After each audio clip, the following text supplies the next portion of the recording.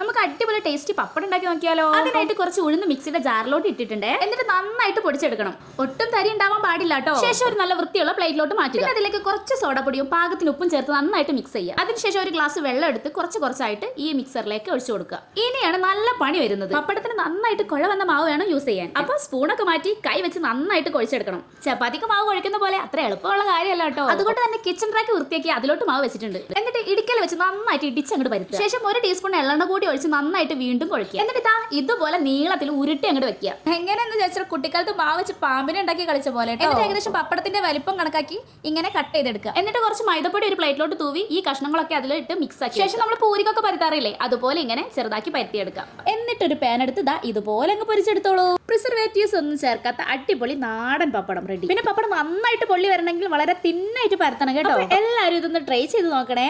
വീണ്ടും നല്ലൊരു വീഡിയോയുമായി കാണുന്നത് വരെ ബൈ.